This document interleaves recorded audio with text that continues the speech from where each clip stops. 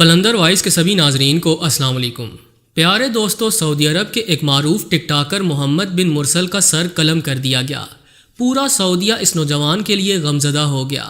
محمد بن مرسل نے ایسا کون سا جرم کیا تھا کہ اسے قانون کے مطابق سر عام سر قلم کرنے کی سزا سنائی گئی؟ سوشل میڈیا پر وائرل ہونے والی ویڈیوز نے حقیقت سے پردہ اٹھا دیا۔ کیا محمد بن مرسل بے گناہ تھا؟ کیا سعودی عدالت نے غلط فیصلہ سنایا؟ آج ہم آپ کو محمد بن مرسل کے گناہ اور اس کی سزا سے متعلق اہم معلومات فراہم کرنے کی کوشش کریں گے، لہٰذا ویڈیو کو آخر تک ضرور دیکھیے گا۔ ویڈیو کو لائک اور چینل کو سبسکرائب کرنا ہرگز نہ بھولیں۔ تو آئیے چل کر موضوع کا باقاعدہ آغاز کرتے ہیں۔ پیارے دوستو، یہ بات تو آپ سبھی جانتے ہوں گے کہ سعودی عرب کو اسلامی سزاؤں کے نفاذ کے حوالے سے پوری دنیا میں منفرد مقام حاصل ہے۔ ان سخت سزاؤں کے اطلاق پر جہاں مغربی ممالک سعودی عرب کے نظام انصاف اور اسلامی سزاؤں کو ظالمانہ عمل قرار دیتے ہیں، وہیں مسلم دنیا میں ان سزاؤں کو سراہا جاتا ہے اور یہ سمجھا جاتا ہے کہ ان سزاؤں کی وجہ سے سعودی عرب میں جرائم کی شرح نہایت کم ہے۔ تاہم ان سخت سزاؤں کے باوجود اکثر اوقات سعودی عرب میں حیران کن واقعات رونما ہوتے رہتے ہیں، جیسا کہ گزشتہ دنوں ایک واقعہ پیش آیا جس نے پورے سعودی عرب کو غمزدہ کر دیا۔ یہ واقعہ ایک معمولی تکرار سے شروع ہوا، مگر اس تکرار کے نتیجے میں ایک کزن نے دوسرے کزن کو قتل کر دیا۔ جس نوجوان نے اپنے کزن کو قتل کیا اس کا نام محمد بن مرسل ہے، اور اس نے اپنے کزن معید بن عبداللہ کو معمولی تکرار اور جھگڑے کے بعد قتل کیا۔ اگرچہ یہ دونوں نوجوان آپس میں کزن تھے، تاہم ان کے قبیلے الگ الگ بتائے جاتے ہیں۔ یہ دونوں کزن ٹک ٹاکر بھی تھے اور سعودیہ بھر میں مشہور تھے۔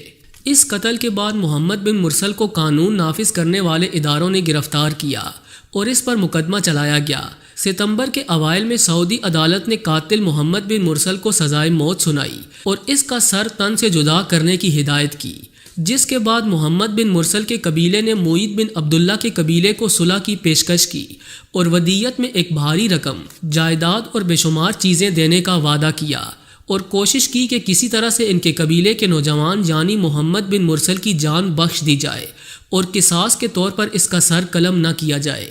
چونکہ سعودی عرب میں عدل و انصاف کا نظام اسلامی قوانین پر قائم کیا گیا، یہی وجہ ہے کہ وہاں قتل کا بدلہ صرف اور صرف قتل ہی ہوتا ہے۔ کچھ ایسا ہی محمد بن مرسل کے کیس میں بھی ہوا۔ دوستو، اگر ہم اسلامی نظام انصاف کی بات کریں تو قرآن کریم میں اللہ رب العزت کا ارشاد ہے کہ مسلمانوں پر ایک دوسرے کی جان اور مال حرام ہے۔ صرف مسلمانوں پر ہی نہیں، بلکہ اگر مسلمان کسی کافر کو بھی بے گناہ قتل کرے تو سزا کے طور پر اسے قتل کیا جائے۔ اسی طرح اگر لڑائی جھگڑے میں کوئی شخص کسی کے اعضاء کو نقصان پہنچاتا ہے تو بدلے میں اس کے اعضاء کو بھی اتنا ہی نقصان پہنچایا جائے گا، جس کی تفصیل اللہ کریم نے قرآن پاک میں اس طرح سے ارشاد فرمائی کہ آنکھ کے بدلے آنکھ، کان کے بدلے کان، ناک کے بدلے ناک اور جان کے بدلے جان۔ ایک اور مقام پر ارشاد ربانی ہے کہ اے ایمان والو، عقل رکھنے والوں کے لیے اس میں نشانی ہے کہ قصاص یعنی بدلے کے نظام میں اصل زندگی ہے۔ اگر ہم اس حکم کی مصلحت پر غور کریں اور اس کے پیچھے پوشیدہ دانائی کو دیکھیں تو ہمیں سمجھ آتا ہے کہ ایک سخت سزا معاشرے کے باقی بگڑے ہوئے اور نافرمان افراد کو سیدھی راہ پر رکھنے کا کام کرتی ہے، اور سخت سزا کا خوف انہیں ایسے جرم کے ارتکاب سے باز رکھتا ہے۔ یہی وجہ ہے کہ محمد بن مرسل سے سرزد ہونے والے گناہ نے اس کا سر قلم کروا دیا۔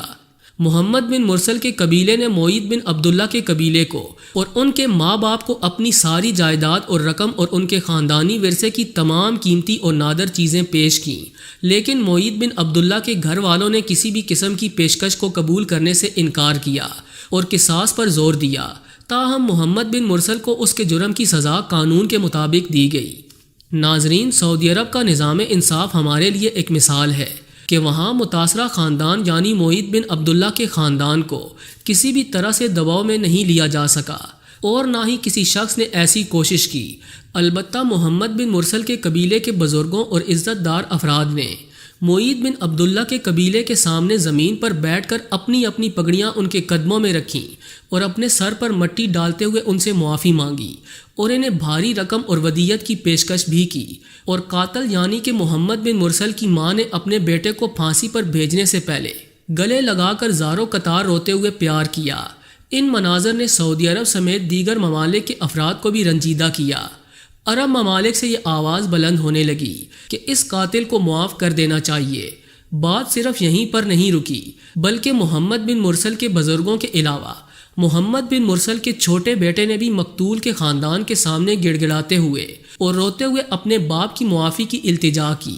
لیکن محمد بن مرسل کے گھر والوں نے یہ نہیں سوچا کہ ان کے بیٹے نے جس شخص کو قتل کیا ان کے گھر والے بھی اسی کرب اور دکھ سے گزر رہے ہوں گے جس دکھ اور کرب سے وہ اب گزرنے والے ہیں۔ اسی وجہ سے معید بن عبداللہ کے گھر والوں نے تمام پیشکشوں اور معافی ناموں کو رد کرتے ہوئے قصاص پر زور دیا اور بالآخر 20 ستمبر کو محمد بن مرسل کا سر قلم کر دیا گیا۔ سعودی عرب کے اسی نظام انصاف کا کمال ہے کہ وہ اسلامی نظام کی پیروی کرتے ہیں، جس کی وجہ سے سعودی عرب میں ایسے گھناؤنے جرائم کی شرح نہایت کم ہے اور وہاں سالوں بعد ہی کوئی ایسا جرم سامنے آتا ہے، کیونکہ یہ سخت سزائیں اور عبرتناک انجام کسی بھی شخص کو ایسے گھناؤنے جرائم کے ارتکاب سے باز رکھتی ہیں۔ دوستو، اسلامی تاریخ بھی انصاف کی ایسی مثالوں سے بھری پڑی ہے جہاں دوسرے خلیفہ امیر المومنین سیدنا عمر بن خطاب رضی اللہ تعالی عنہ کو برسر منبر ایک شخص ٹوک کر کہتا ہے کہ اے عمر، مال غنیمت میں سے جو تقسیم ہوئی تھی ہم دیکھ رہے ہیں کہ اس کا بنا ہوا کرتا تم نے پہن رکھا ہے، لیکن ان چادروں کا سائز چھوٹا تھا اور تمہارا قد لمبا ہے، تو تمہارا یہ کرتا ایک چادر میں کیسے بن گیا؟ تم نے سب کو ایک ایک چادر دی، تو کیا تم نے اپنے لیے 2 چادریں رکھیں؟ تب عمر بن خطاب رضی اللہ تعالی عنہ ممبر سے نیچے اترے اور اپنے بیٹے عبداللہ بن عمر کو بلایا اور کہا کہ حاضرین، یہ میرا بیٹا عبداللہ بن عمر ہے، اسے بھی ایک چادر ملی تھی، چونکہ میرے کرتے کے لیے زیادہ کپڑا درکار تھا تو اس نے اپنی چادر مجھے دے دی، اور عبداللہ کی ماں نے میرے لیے کرتا بنایا، آپ اس کی گواہی لے سکتے ہیں۔ جس کے بعد عبداللہ بن عمر نے گواہی دی اور یوں حاضرین کو تسلی ہوئی۔ یہ وہ عمر بن خطاب رضی اللہ تعالی عنہ ہیں جن کے رعب اور دبدبے سے پورا عالم کفر آج بھی کانپتا ہے اور جن کی نافذ کردہ اصلاحات آج بھی دنیا کے بیشتر ممالک میں موجود ہیں۔ اسی طرح چوتھے خلیفہ امیر المومنین سیدنا علی کرم اللہ وجہہ عدالت میں ایک یہودی کے مقابلے میں پیش ہوتے ہیں، اور باوجود اس کے کہ یہودی نے ان کی زرہ چرائی، لیکن ان کے پاس ثبوت نہیں ہے، جس کی وجہ سے ان کے خلاف فیصلہ آ جاتا ہے اور وہ یہودی کے مقابلے میں اپنا مقدمہ ہار جاتے ہیں۔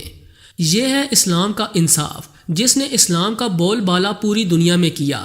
یہ بات سمجھنے کی ضرورت ہے کہ اسلامی سزائیں اپنی نوعیت میں سخت ضرور ہیں، لیکن ان کا مقصد صرف اور صرف معاشرے کو دوبارہ ایسے کسی جرم کے ارتکاب سے روکنا ہے۔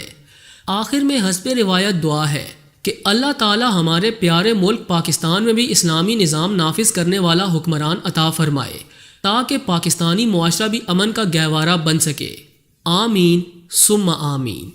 جی تو دوستو، یہ تھی آج کی ویڈیو۔ امید کرتے ہیں کہ آج کی یہ ویڈیو آپ کو بے حد پسند آئی ہوگی۔